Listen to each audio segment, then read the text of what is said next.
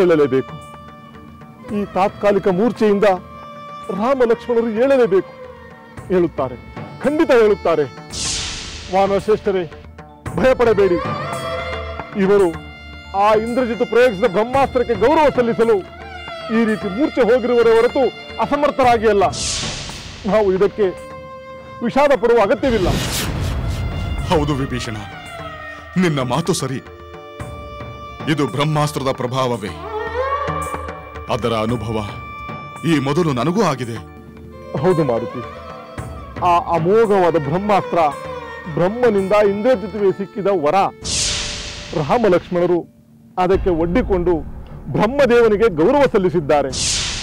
ಆದರೆ ಆ ಇಂದ್ರಜಿತು ರಾಮ ಲಕ್ಷ್ಮಣರನ್ನು ಪರಾಭವಗೊಳಿಸಿದನೆಂದು ಹೆಮ್ಮೆಯಿಂದ ಬೀಗುತ್ತಿದ್ದಾನೆ. ಆದರೆ ವಾಸ್ತವ ಸಂಗತಿ ಅದಲ್ಲ. ರಾಮ ಲಕ್ಷ್ಮಣರು ದೇವತೆಗಳ ಕೃಪೆಗೆ ಪಾತ್ರರಾಗಿದ್ದಾರೆ. ಅವರು ಆದಷ್ಟು ಬೇಗ ಎಚ್ಚರಗೊಳ್ಳುವುದು ಖಂಡಿತ. ನನಗೂ ಆ ನಂಬಿಕೆ ಇದೆ ವಿಭೀಷಣ.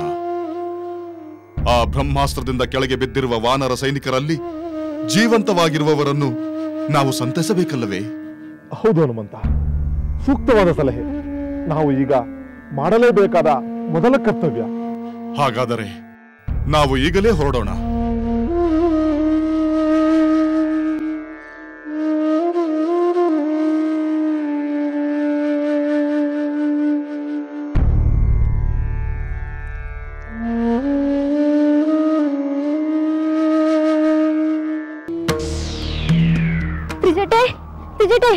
ಏನಾಯ್ತು ಸಖಿ?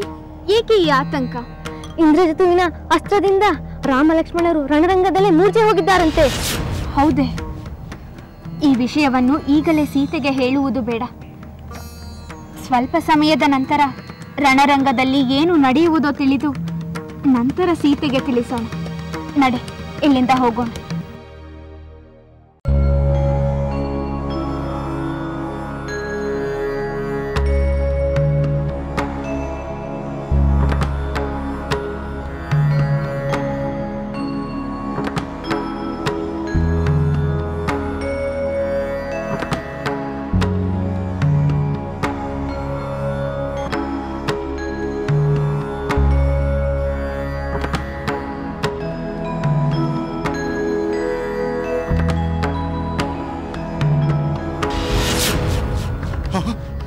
ಮಹಾರಾಜ ಸುಗ್ರೀವ,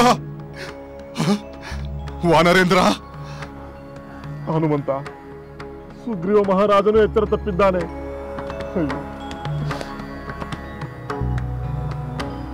ಹನುಮಂತ, ಅಲ್ಲಿ ನೋಡು, ಅಂಗದ. ಅಂಗದ ಅಂಗದ ಅಂಗದ ಅಂಗದನು ಮೂರ್ಛೆ ತಪ್ಪಿದ್ದಾನೆ. ಅಂಗದ. ಹನುಮಂತ, ಅಲ್ಲಿ ನೋಡು, ನೀಲ, ಗಂಧಮಾದನ, ಗವಾಕ್ಷ, ಮೈಂದ ಮೊದಲಾದ ವಾನರ ವೀರರೆಲ್ಲ ಪ್ರಜ್ಞೆ ತಪ್ಪಿದ್ದಾರೆ.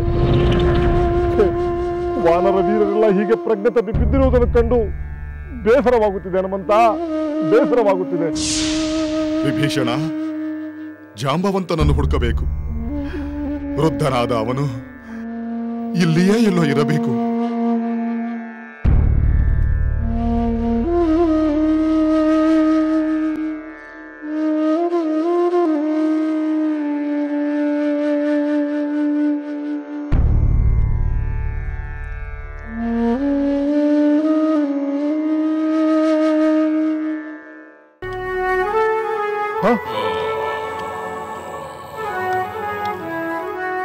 ಜಾಂಬವಂತ, ಪೂಜ್ಯ ಜಾಂಬವಂತ.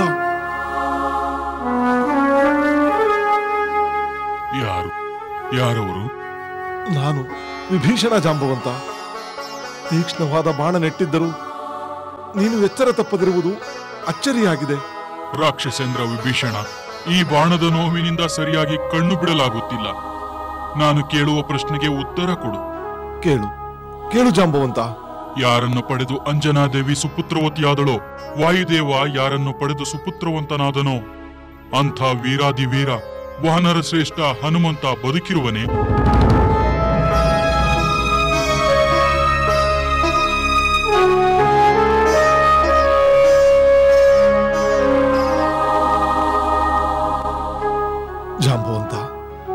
ನೀನು ರಾಮ ಲಕ್ಷ್ಮಣರ ಕ್ಷೇಮವನ್ನು ವಿಚಾರಿಸದೆ ಎಲ್ಲರಿಗಿಂತ ಮೊದಲು ಹನುಮಂತನ ಕ್ಷೇಮವನ್ನೇಕೆ ವಿಚಾರಿಸುತ್ತಿರುವೆ? ನೀನು ಹನುಮಂತನ ಮೇಲೆ ಅಪಾರವಾದ ಪ್ರೇಮವನ್ನು ತೋರುತ್ತಿರುವೆ. ಆದರೆ ಅದೇ ಪ್ರೇಮ ವಾನರ ಶ್ರೇಷ್ಠನಾದ ಸುಗ್ರೀವನ ಮೇಲಾಗಲಿ ಅಥವಾ ವಾಲಿಯ ಪುತ್ರ ಅಂಗದನ ಮೇಲಾಗಲಿ ಏಕೆ ತೋರುತ್ತಿಲ್ಲ? ಅದಕ್ಕೆ ಕಾರಣವಿದೆ ವಿಭೀಷಣ. ಕಾರಣವೇ? ಅದೇನೆಂದು ಹೇಳು ಜಾಂಬವಂತ. ಕೇಳುವ ಉತ್ಸಾಹ ನನ್ನಲ್ಲಿದೆ. ಹೇಳು ಹೇಳು ಜಾಂಬವಂತ. ವಿಭೀಷಣ, ವೀರನಾದ ಹನುಮಂತ ಜೀವಂತವಾಗಿದ್ದರೆ ನಮ್ಮ ಇಡೀ ವಾನರ ಸೇನೆ ಜೀವಂತವಾಗಿರುವುದೆಂದು ಭಾವಿಸಬಹುದು. ಅವನೇನಾದರೂ ಪ್ರಾಣ ತೋರ್ತಿದ್ದರೆ ನಾವೆಲ್ಲರೂ ಜೀವಿಸಿದ್ದರೂ ಮೃತರಾದಂತೆಯೇ. ಅದು ಹೇಗೆ ಹೇಳು ಜಾಂಬವಂತ? ವಿಭೀಷಣ, ಹನುಮಂತ ವೇಗದಲ್ಲಿ ವಾಯುವಿಗೆ ಸಮಾನ, ಪರಾಕ್ರಮದಲ್ಲಿ ಅಗ್ನಿಗೆ ಸಮಾನ. ಅವನೇ ನಮ್ಮ ವಾನರ ಸೈನ್ಯದ ಜೀವನಾಡಿ. ಅವನೊಬ್ಬನಿದ್ದರೆ ಇಡೀ ವಾನರ ಸೈನ್ಯವನ್ನ ಬದುಕಿಸಬಲ್ಲ. ಅವನೊಬ್ಬನೇ ರಾಮ ಕಾರ್ಯವನ್ನು ನೆರವೇರಿಸಿ ವಾನರ ಕುಲದ ಗೌರವವನ್ನು ಹೆಚ್ಚಿಸಬಲ್ಲ. ತುಂಬಾ ದಾಹವಾಗುತ್ತಿದೆ. ನೀರು ನೀರು.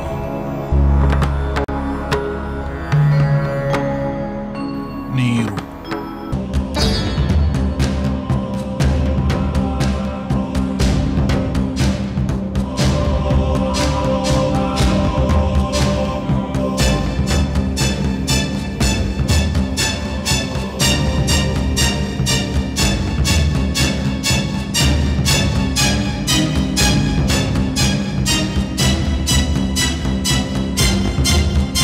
ಜೈ ಶ್ರೀರಾಮ್.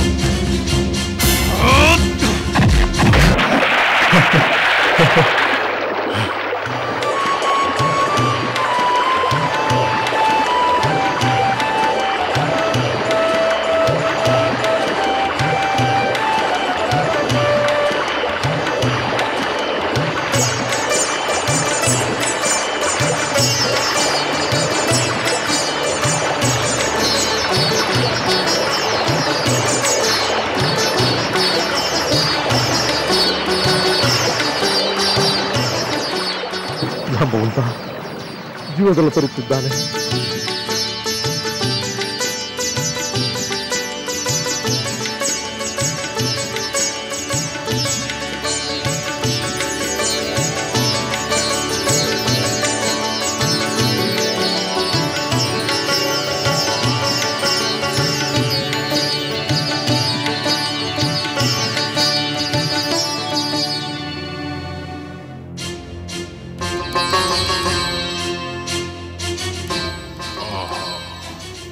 ಅಮೃತ ಸಮಾನನಾದ ಶೀತಲ ಜಲ.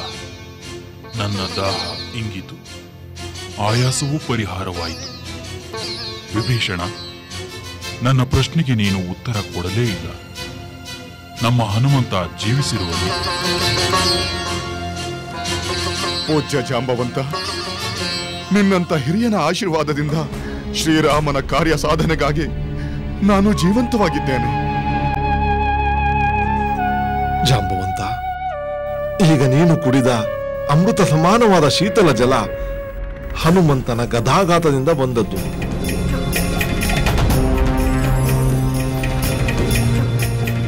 ಹನುಮಂತ ಮಹಾತ್ಮ, ನಿನ್ನನ್ನು ಕಂಡ ಕೂಡಲೇ ನನ್ನ ಹೃದಯ ಆನಂದದಿಂದ ಅರಳುತ್ತಿದೆ. ನಿನ್ನ ಮಹಿಮೆಯನ್ನು ನಾನು ಬಲ್ಲೆ ಮಾರುತ್ತಿ. ನನ್ನ ಹಾಗೆ ನಿನ್ನಿಂದ ವಾನರರ ನೋವು ನಿವಾರಣೆಯಾಗಬೇಕು. ಅದಕ್ಕಾಗಿ ನಾನು ಏನು ಬೇಕಾದರೂ ಮಾಡುತ್ತೇನೆ ಜಾಂಬವಂತ. ಹನುಮಂತ, ಈಗ ಸಮಸ್ತ ವಾನರರಿಗೂ ನೀನೇ ಗತಿ. ಬೇರೆ ಯಾರೂ ಈಗ ನಿನ್ನಷ್ಟು ಸತ್ವ ಸಂಪನ್ನರಾಗಿಲ್ಲ. ಅವರೆಲ್ಲ ಬಹಳ ಬಳಲಿ ಭ್ರಾಂತರಾಗಿದ್ದಾರೆ. ನಿನ್ನ ನಿಜವಾದ ಪರಾಕ್ರಮವನ್ನು ತೋರುವ ಕಾಲ ಸನ್ನಿಹಿತವಾಗಿದೆ. ಅದಕ್ಕೆ ನಾನು ಸಿದ್ಧನಾಗಿದ್ದೇನೆ. ರಾಮ ಕಾರ್ಯಕ್ಕಾಗಿ, ವಾನರರ ಕ್ಷೇಮಕ್ಕಾಗಿ ನಾನು ನನ್ನ ಸರ್ವಶಕ್ತಿಯನ್ನು ವಿನಿಯೋಗಿಸಲು ಸಿದ್ಧನಾಗಿದ್ದೇನೆ. ಹನುಮಂತ, ಈಗ ರಾವಣ ಪುತ್ರನ ಆಪತ್ತಿನಿಂದ ಭ್ರಾಂತರಾಗಿರುವ ವಾನರರನ್ನು ನೀನೇ ರಕ್ಷಿಸಬೇಕು. ಎಲ್ಲಕ್ಕಿಂತ ಮುಖ್ಯವಾಗಿ ಪ್ರಜ್ಞಾಹೀನರಾಗಿರುವ ರಾಮ ಲಕ್ಷ್ಮಣರನ್ನು ಉಪಚರಿಸಬೇಕು. ಜಾಂಬವಂತ, ಬರೀ ರಾಮ ಲಕ್ಷ್ಮಣರು ಮಾತ್ರವಲ್ಲ, ಪ್ರಜ್ಞಾಹೀನರಾಗಿ ಬಿದ್ದಿರುವ ಎಲ್ಲಾ ವಾನರೂ ಎಚ್ಚರಗೊಳ್ಳಬೇಕು. ಎಲ್ಲರೂ ಸ್ವಸ್ಥರಾಗಿ ಮತ್ತೆ ಯುದ್ಧಕ್ಕೆ ಸನ್ನದ್ಧರಾಗಬೇಕು. ನೀನು ಯಾವ ಕೆಲಸವನ್ನಾದರೂ ಹೇಳು, ಹನುಮಂತ ಅದನ್ನು ಮಾಡಿಯೇ ತೀರುತ್ತಾನೆ. ಹೌದು ಜಾಂಬವಂತ, ನಾನು ಏನು ಮಾಡಬೇಕು ಹೇಳು. ಹನುಮಂತ, ನೀನು ಸಮುದ್ರವನ್ನು ಗಿರಿಗಳನ್ನು ದಾಟಿ ಬಹುದೂರದ ಹಿಮಪರ್ವತಕ್ಕೆ ಹೋಗಬೇಕು. ಅಲ್ಲಿ ನೀನು ಸುವರ್ಣಯುಕ್ತವಾದ ಋಷಭವೆಂಬ ಪರ್ವತವನ್ನು, ಕೈಲಾಸ ಶಿಖರವನ್ನು ಕಾಣುವೆ. ನೀನು ಹೇಳಿದಂತೆ ಅಲ್ಲಿಗೆ ನಾನು ವೇಗವಾಗಿ ಹೋಗುತ್ತೇನೆ. ಆ ನಂತರ ನಾನು ಏನು ಮಾಡಬೇಕೆಂದು ಹೇಳು ಜಾಂಬವಂತ.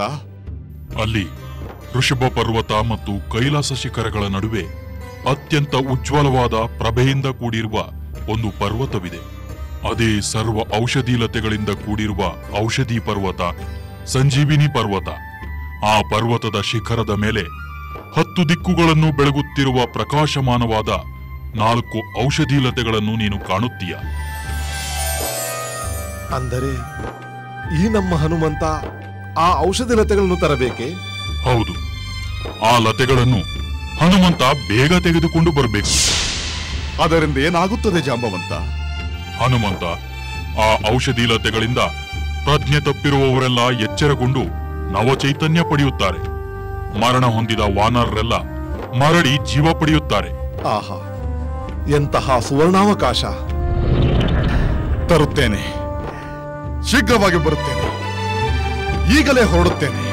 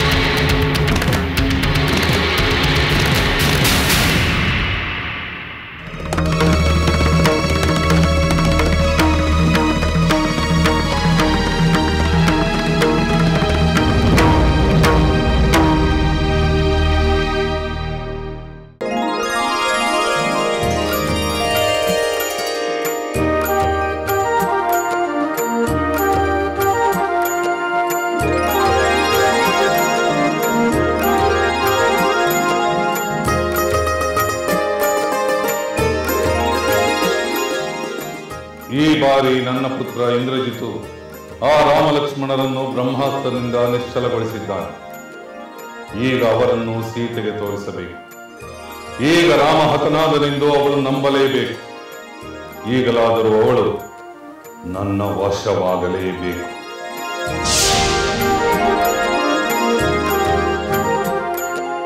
ತಂದೆ ತಂದೆ ಪ್ರಣಾಮಗಳು.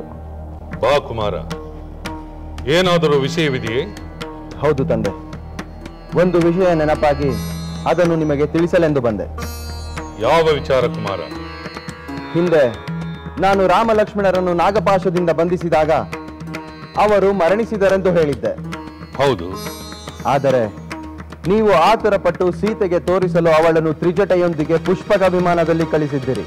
ಹೌದು, ಆದರೆ ಅವರು ನಾಗಪಾಶದಿಂದ ಮುಕ್ತರಾಗಿ ಬಿಟ್ಟಿದ್ದರು. ಆದರೆ ಈ ಸಲ ಅವರು ನನ್ನ ಬ್ರಹ್ಮಾಸ್ತ್ರದಿಂದ ಖಂಡಿತ ಮುಕ್ತರಾಗುವುದಿಲ್ಲ. ಆದ್ದರಿಂದ ನೀವು ಸೀತೆಗೆ ಯಾವ ಅಭ್ಯಂತರವೂ ಇಲ್ಲದೆ ಅವರನ್ನು ತೋರಿಸಬಹುದು. ಇಲ್ಲ ಕುಮಾರ, ಅಂದು ಮಾಡಿದಂತೆ ನಾನು ಇಂದು ಮಾಡುವುದಿಲ್ಲ. ಒಂದು ದಿನವಾದರೂ ಕಳೆಯಲಿ. ಸೀತೆಗೆ ಸತ್ಯವೇನೆಂದು ತಿಳಿಯಬೇಕು. ಆಗಲೇ ನನ್ನ ಉದ್ದೇಶ ಸಫಲವಾಗುತ್ತದೆ. ಏಕೆ ತಂದೆ? ನನ್ನ ಮಾತಿನ ಮೇಲೆ ವಿಶ್ವಾಸವಿಲ್ಲವೇ? ನನ್ನ ಬಲದ ಬಗ್ಗೆ ಅಪನಂಬಿಕೆಯೇ? ಅಥವಾ ಆ ರಾಮ ಲಕ್ಷ್ಮಣರು ಮತ್ತೆ ಜೀವಂತವಾಗಿ ಬಿಡುತ್ತಾರೆಂಬ ಸಂದೇಹವೇ?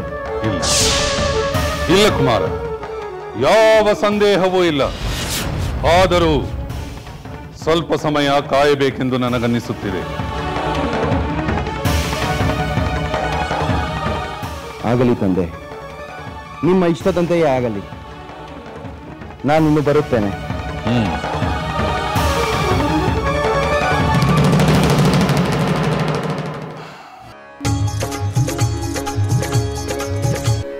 ಸಮರಾರೋ ನಿನಗೆ ಹನುಮಂತ, ಎದುರಾರೋ ನಿನಗೆ ಧೀಮಂತ.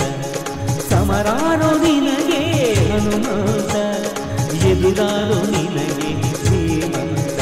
ಸಮರಾರೋ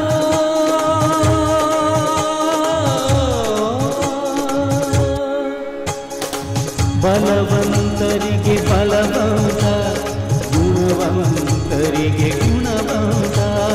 ಬಲವಂತರಿಗೆ ಬಲವಂತ, ಗುಣವಂತರಿಗೆ ಗುಣವಂತ. ರಾಮ ಸೇವೆಯೇ ಆದ್ಯಂತ, ರಾಮ ಸೇವೆಯೇ ಆದ್ಯಂತ. ಸಮರಾರೋ ನಿನಗೆ ಹನುಮಂತ, ಸಮರಾರೋ ನಿನಗೆ ಹನುಮಂತ. ಎದುರಾರೋ ನಿನಗೆ ಧೀಮಂತ. ಸಮರಾರೋ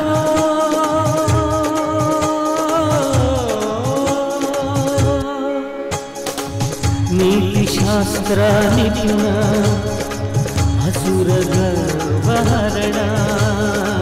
ನೀತಿಶಾಸ್ತ್ರ ನಿಪುಣ, ಅಸುರ ಗರ್ವಹರಣ.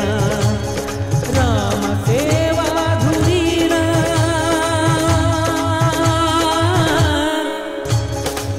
ರಾಮ ಸೇವಾ ಧುರೀಣ. ಸಕಲ ಜೀವರ ಪ್ರಾಣ, ಸಕಲ ಜೀವರ ಪ್ರಾಣ. ಸಮರಾರೋ ನಿನಗೆ ಹನುಮಂತ, ಎದುರಾರೋ ನಿನಗೆ ಧೀಮಂತ. ಸಮರಾರೋ ನಿನಗೆ ಹನುಮಂತ.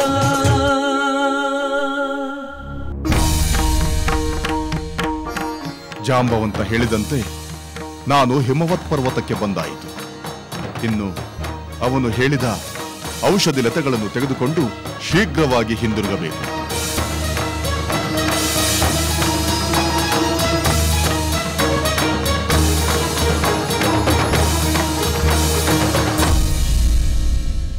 ಇಲ್ಲ ಸೀತೆ, ನನ್ನಲ್ಲಿ ಅಂಥ ಭಾವನೆ ಇಲ್ಲ.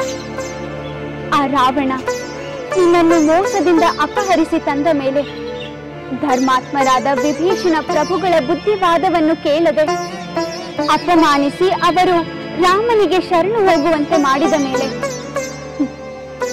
ಆ ರಾವಣನ ಬಗ್ಗೆಯಾಗಲಿ ಅವನ ಪುತ್ರ ಬಂಧುಗಳ ಬಗ್ಗೆಯಾಗಲಿ ನನಗೆ ಯಾವ ಅಭಿಮಾನವೂ ಇಲ್ಲ. ನಿನ್ನಂತೆ ನಾನು ಅವರನ್ನು ಶತ್ರುತ್ವದ ಭಾವನೆಯಿಂದಲೇ ನೋಡುತ್ತಿದ್ದೇನೆ. ಆದ್ದರಿಂದಲೇ ಸದಾ ನಿನ್ನ ಕ್ಷೇಮದ ಬಗ್ಗೆ ಚಿಂತಿಸುತ್ತಿದ್ದೇನೆ. ಏಕೆ ಸೀತೆ, ನನ್ನ ವರ್ತನೆಯಲ್ಲಿ ಅಂಥ ಶಂಕೆ ಏನಾದರೂ ಕಂಡಿದ್ದೆ?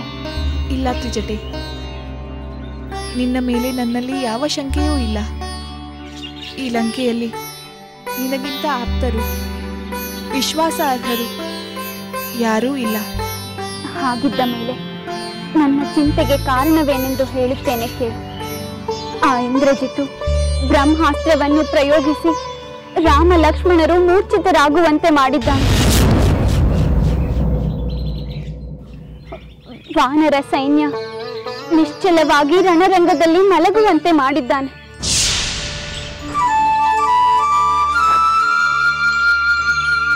ಮತ್ತೆ ನನ್ನ ಸ್ವಾಮಿ ಲಕ್ಷ್ಮಣ ಆ ಪಾಪಿಯಿಂದ ಎಚ್ಚರ ತಪ್ಪಿದರೆ? ಹೌದು ಸೀತೆ, ನನ್ನ ಚಿಂತೆಗೆ ಅದೇ ಕಾರಣವಾಗಿದೆ. ಆ ಇಂದ್ರಜಿತು ಸಂತಸದಿಂದ ವಿಜಯೋತ್ಸಾಹದಿಂದ ಅರಮನೆಗೆ ಹಿಂದಿರುಗಿದ್ದಾನೆ.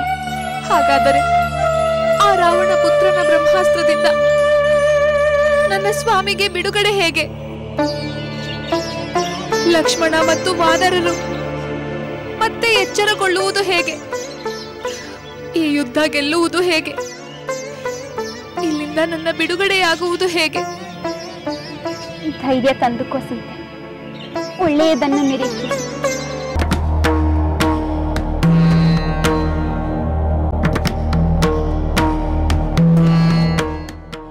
ಆಹಾ, ಈ ಹಿಮವತ್ ಪರ್ವತ ಎಷ್ಟು ರಮಣೀಯವಾಗಿದೆ.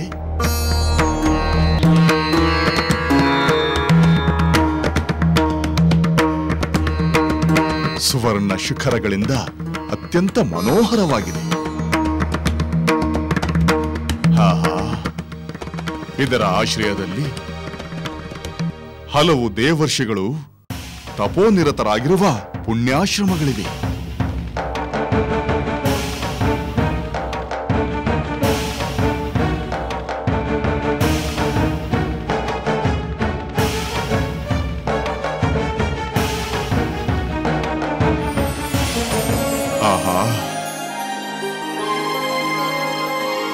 ಬ್ರಹ್ಮನ ನಿವಾಸ ಸ್ಥಾನ ಕಾಣುತ್ತಿದೆ.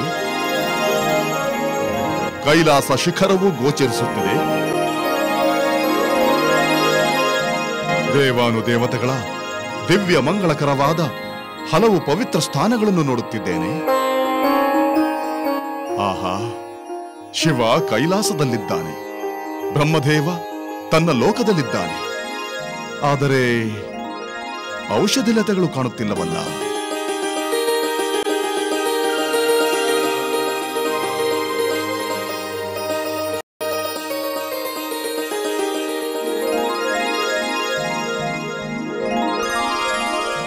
ಅಲ್ಲಿ ಅಗ್ನಿ ಕಾಣುತ್ತಿದ್ದಾನೆ, ಕುಬೇರನ ಆಲಯ ಕಾಣುತ್ತಿದೆ. ಆದರೆ ಜಾಂಬವಂತ ಹೇಳಿದ ಔಷಧಿ ಲತೆಗಳು ಕಾಣುತ್ತಿಲ್ಲವಲ್ಲ.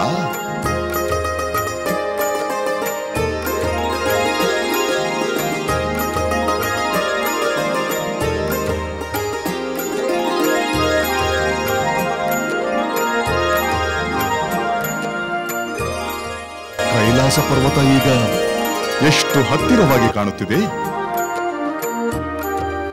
ಪಕ್ಕದಲ್ಲೇ ಶಿವನ ವಾಹನವಾದ ಋಷಭ ಪರ್ವತವೂ ಇದೆ. ಇಲ್ಲಿ ಔಷಧ ಲತೆಗಳಿವೆ ಎಂದು ಜಾಂಬವಂತ ಹೇಳಿದನಲ್ಲವೇ?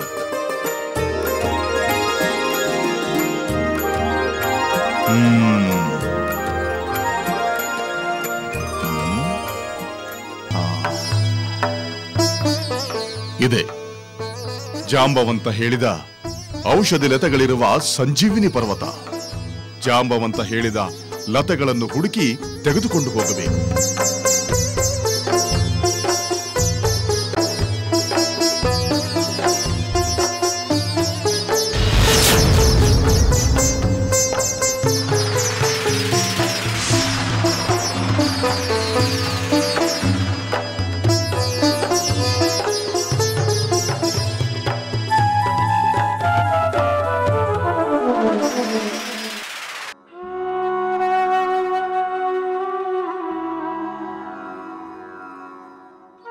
ವಿಭೀಷಣ, ಶ್ರೀರಾಮನಿಗೆ ಎಚ್ಚರವಾಯಿತೆ?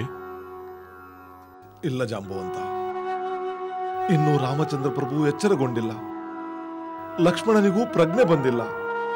ಅವರು ಬೇಗ ಎಚ್ಚರಗೊಳ್ಳದಿದ್ದರೆ ಆ ರಾವಣ ಪುತ್ರ ಇಂದ್ರಜಿತು ಬಂದು ಮತ್ತೆ ಇನ್ನೇನು ಅನಾಹುತ ಮಾಡುತ್ತಾನೋ ತಿಳಿಯದು. ಅಂದರೆ ಆ ಇಂದ್ರಜಿತು ಇನ್ನಷ್ಟು ಅನಾಹುತ ಮಾಡುವಷ್ಟು ಶಕ್ತನಾಗಿದ್ದಾನೆಯೇ? ಹೌದು ಜಾಂಬವಂತ. ಆ ಇಂದ್ರಜಿತು ಯುದ್ಧಕ್ಕೆ ಮೊದಲು ಯಜ್ಞ ಮಾಡಿ ಅಪಾರ ಶಕ್ತಿ ಪಡೆದುಕೊಳ್ಳುತ್ತಾನೆ.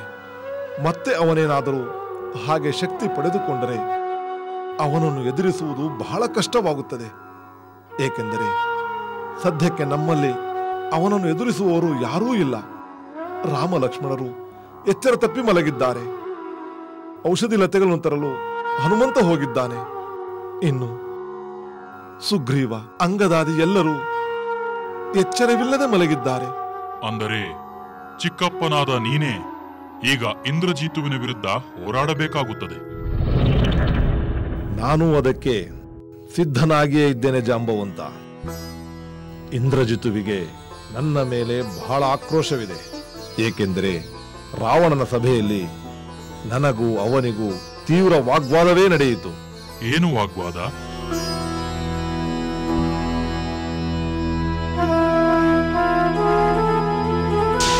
ಮೇಘನಾದ, ನೀನು ವೀರನಲ್ಲವೆಂದು ನಾನು ಹೇಳಲಿಲ್ಲ. ಆದರೆ ಶೌರ್ಯ ಒಂದೇ ಪರಮಾರ್ಥವಲ್ಲ. ನೀನು ರಾವಣನ ಪುತ್ರನಾಗಿ ಅವನಿಗೆ ಪ್ರಿಯವಾದ ಮಾತುಗಳನ್ನೇ ಆಡಿರುವೆ.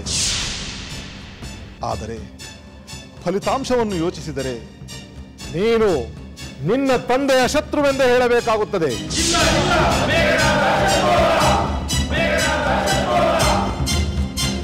ಹೌದು ಮೇಘನಾದ, ರಾಮನಿಂದ ರಾಕ್ಷಸ ಕುಲದ ನಾಶವಾಗುವುದೆಂದು ನಾನು ಹೇಳುತ್ತಿದ್ದರೂ ನೀನು ರಾಮನೊಂದಿಗೆ ಯುದ್ಧ ಮಾಡುವ ಆತುರ ತೋರುತ್ತಿರುವೆ. ನಿನ್ನ ಬುದ್ಧಿಗೆ ಮಂಕು ಕವಿದಿದೆ.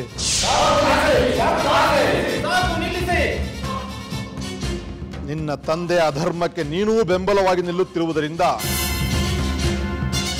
ನೀವಿಬ್ಬರೂ ವಧಾರರಾಗುತ್ತೀರಿ.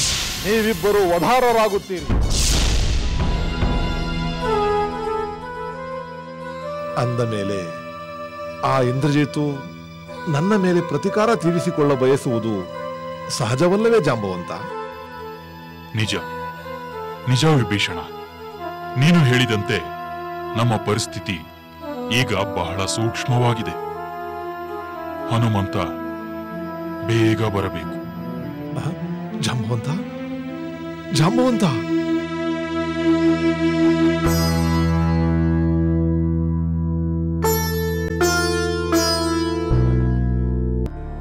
ಎಷ್ಟೊಂದು ಗಿಡಬಳ್ಳಿಗಳಿವೆ. ಇವುಗಳಲ್ಲಿ ರಾಮ ಲಕ್ಷ್ಮಣರನ್ನು, ವಾನರರನ್ನು ಎಚ್ಚರಗೊಳಿಸುವ ಔಷಧಿಲತೆಗಳು ಎಲ್ಲಿವೆ? ಅವನ್ನ ಹೇಗೆ ಕಂಡು ಹಿಡಿಯುವುದು?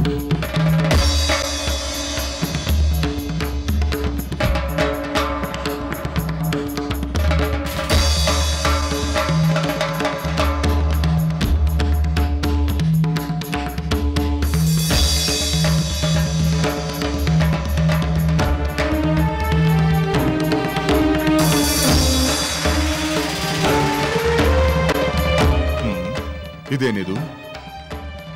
ಎಷ್ಟು ಹುಡುಕಿದರೂ ಜಾಂಬವಂತ ಹೇಳಿದ ಔಷಧಿಲತೆಗಳು ಕಾಣುತ್ತಿಲ್ಲವಲ್ಲ.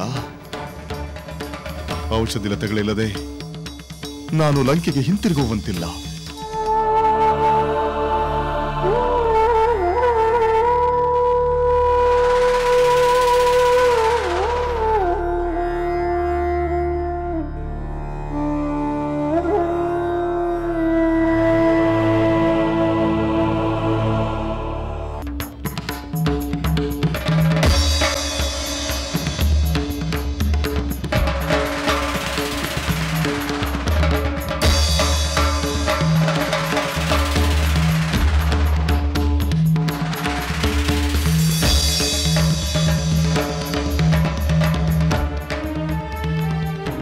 ಜಾಂಬವಂತ ಏನು ಹೇಳಿದ?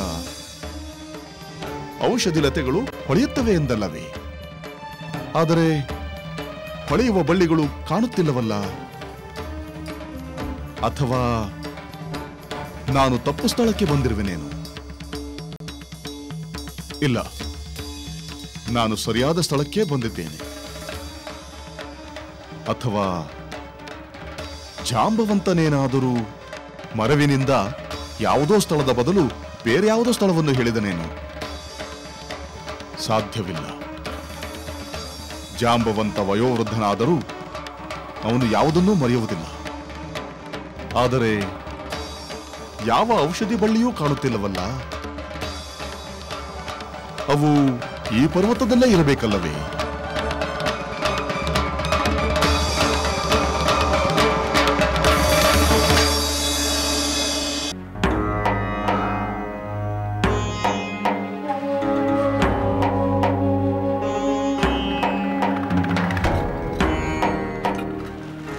ಮಂಡೋದರಿ, ಸಂತೋಷದ ವಿಚಾರವನ್ನು ನಿನ್ನೊಡನೆ ಹಂಚಿಕೊಳ್ಳಬೇಕೆಂದಿದ್ದೆ. ಅಷ್ಟರಲ್ಲಿ ನೀನೇ ಬಂದೆಯಲ್ಲ. ಎಲ್ಲ ಸಂತೋಷಗಳನ್ನು ನುಂಗಿ ತೇಗುತ್ತಿರುವ ದುಃಖದ ವಿಚಾರಗಳು ನಡೆಯುತ್ತಿಲ್ಲವೇ ಪ್ರಭು?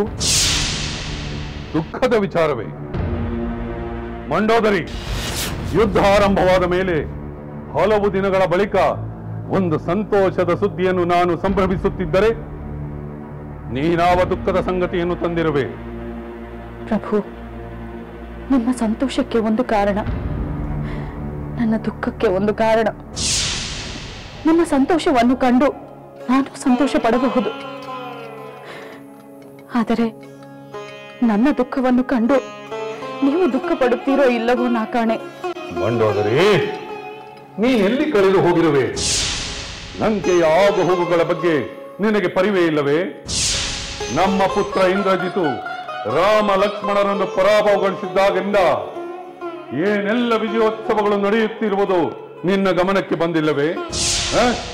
ನಿನ್ನ ಪುತ್ರನ ಸಾಹಸದ ಬಗ್ಗೆ ನಿನಗೆ ಹೆಮ್ಮೆ ಇಲ್ಲವೇ? ಹೆಮ್ಮೆ ಇಲ್ಲವೆಂದು ನಾನು ಹೇಳಲಾರೆ ಪ್ರಭು. ಮತ್ತೆ ನಿನ್ನ ಶಾಂತಿಯನ್ನು ಕದಡಿದ ದುಃಖದ ಸಂಗತಿಯಿಂದ ನನ್ನ ಸಂತೋಷವನ್ನು ಹಾಳು ಮಾಡುತ್ತಿರುವೆಯಾ? ಇಲ್ಲ ಪ್ರಭು, ನಿಮ್ಮ ಸಂತೋಷಗಳನ್ನು ನಾನು ಹಾಳು ಮಾಡುವುದಿಲ್ಲ. ನಾನು ಬರುತ್ತೇನೆ. ಮಂಡೋದರಿ, ನಿಲ್ಲು. ನಿನ್ನ ಪುತ್ರನ ವಿಜಯದ ಪರಾಕ್ರಮದ ಬಗ್ಗೆ ನಿನಗೆ ನಿಜವಾದ ಸಂತೋಷವಾದಂತಿಲ್ಲ. ಏನು ಮಾಡಲಿ ಪ್ರಭು, ಒಬ್ಬ ಪುತ್ರನ ಸಾಹಸದ ಸಂಭ್ರಮಕ್ಕಿಂತ ಇನ್ನೊಬ್ಬ ಪುತ್ರನ ಸಾವಿನ ದುಃಖ ನನ್ನನ್ನು ಬಾಧಿಸುತ್ತಿದೆ. ಆ ತಾಯಿಯ ನೋವಿನ ಮುಖ ನನ್ನ ಕಣ್ಣೆದುರು ಸುಳಿಯುತ್ತಿದೆ. ಅವಳಿಗೆ ಅವಳ ಪತಿಯ ಸಾಂತ್ವನವು ಬೇಕಾಗುತ್ತದೆ. ನೀನು ಯಾವ ತಾಯಿಯ ದುಃಖದ ವಿಚಾರವನ್ನು ಮಾತನಾಡುತ್ತಿರುವೆ? ಧಾನ್ಯ ಮಾರಿಣಿ ತನ್ನ ಪುತ್ರ ಅತಿಕಾಯನನ್ನು ಕಳೆದುಕೊಂಡು ಕಳವಳಿಸುತ್ತಿದ್ದಾಳೆ. ವೀರನಂತೆ ಹೋರಾಡಿ ವೀರ ಸ್ವರ್ಗವನ್ನು ಸೇರಿದ ಆ ನಮ್ಮ ವೀರ ಪುತ್ರನ ಬಗ್ಗೆ ದುಃಖಿಸುವುದಕ್ಕಿಂತ ಸಂತೋಷ ಪಡಬೇಕು, ಹೆಮ್ಮೆ ಪಡಬೇಕು. ಹಾಗೆಂದು ನಾನೇ ಧಾನ್ಯ ಮಾಲಿನಿಗೆ ಹೇಳುತ್ತೇನೆ. ನಾನಿನ್ನು ಬರುತ್ತೇನೆ ಪ್ರಭು.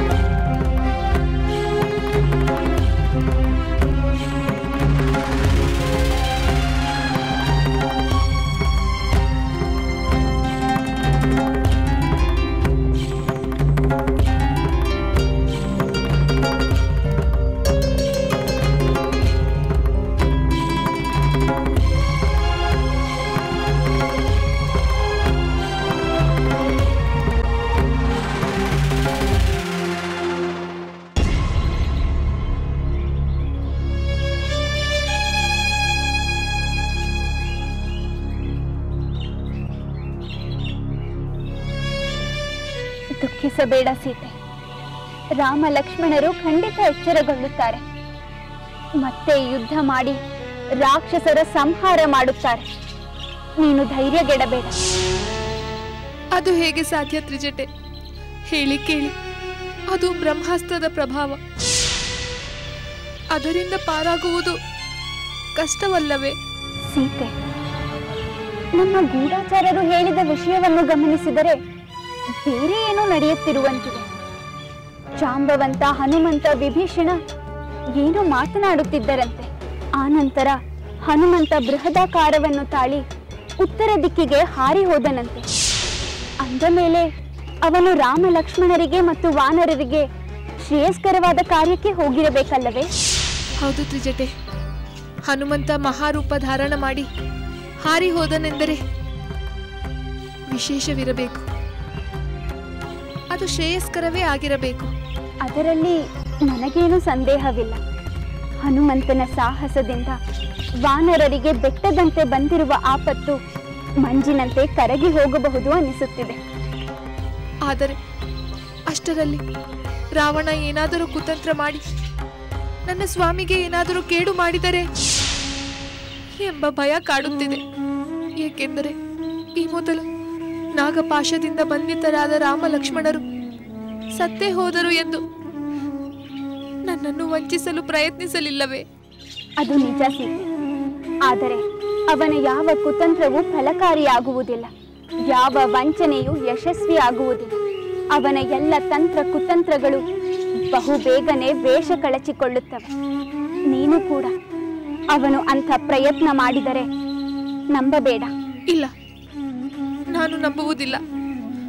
ಒಂದು ವೇಳೆ ಆ ನೀಚ ರಾವಣ ಸತ್ಯವನ್ನೇ ಹೇಳಿದರು ನಾನು ನಂಬುವುದಿಲ್ಲ. ಇದು ಖಂಡಿತ.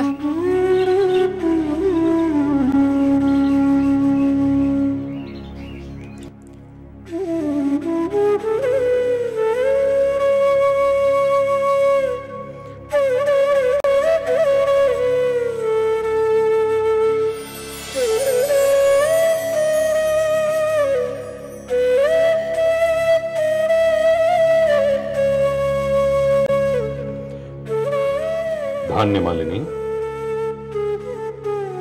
ಸ್ವಾಮಿ ಬನ್ನಿ ಕುಳಿತುಕೊಳ್ಳಿ.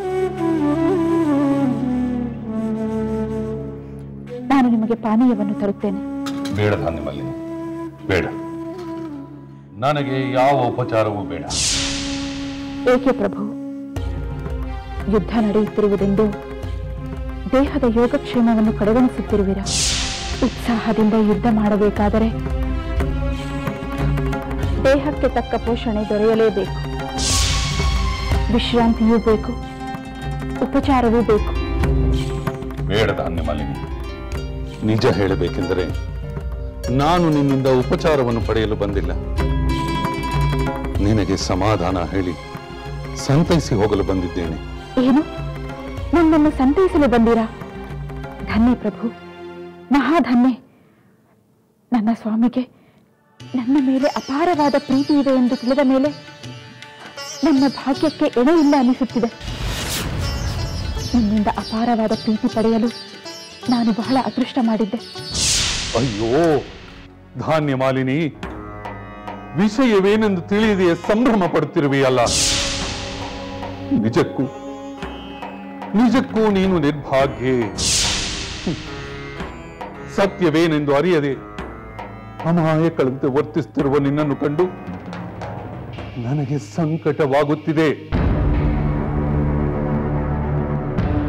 ಯಾವ ಸತ್ಯ ಪ್ರಭು? ಯಾವ ಸತ್ಯ ನನಗೆ ತಿಳಿದಿಲ್ಲವೆಂದು ನೀವು ಸಂಕಟ ಪಡುತ್ತಿರುವಿರಿ? ನನ್ನ ಪುತ್ರ ಅತಿಕಾಯ ಶತ್ರುಗಳೊಂದಿಗೆ ವೀರಾವೇಶದಿಂದ ಹೋರಾಡಿ ಅನೇಕ ವಾನರರನ್ನು ಸಂಹರಿಸಿ ತಂದೆಗೆ ತಕ್ಕ ಮಗಳೆಂದು ಹೊಗಳಿಸಿಕೊಂಡು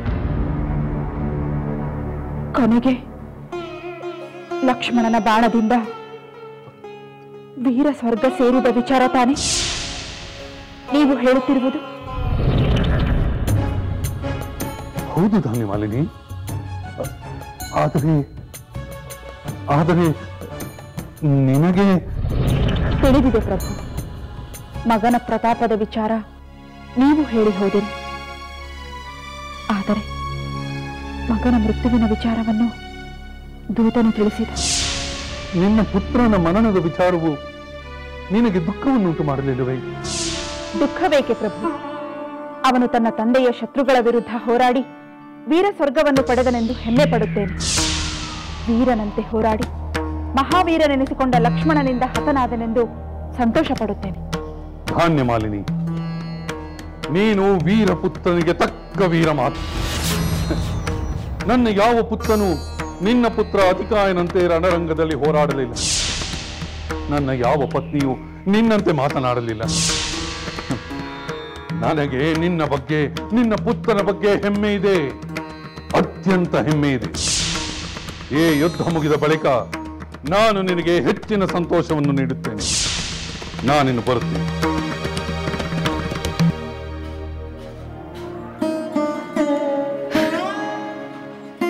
ಹೆಚ್ಚಿನ ಸಂತೋಷ